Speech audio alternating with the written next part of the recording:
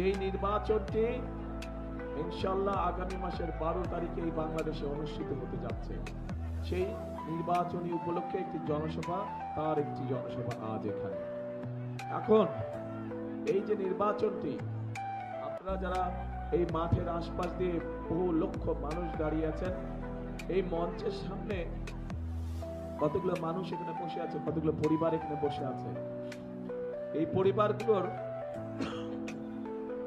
বিভিন্ন সদস্য গত 15-16 বছরে এবং বিশেষ করে গত জুলাই আগস্ট মাসে অনেক সদস্য শহীদ হয়েছে। গত 15-16 বছরে এইখানে উপস্থিত পরিবারগুলোর অনেক সদস্য গুম, হত্যা, খুন, গায়েবী মামলা, মিথ্যে মামলা সহ বহু অত্যাচার নির্যাতনের শিকার হয়েছে। কিন্তু অত্যাচার নির্যাতনের শিকার হওয়ার পরেও, গুম খুনের শিকার হওয়ার পরেও বিএনপি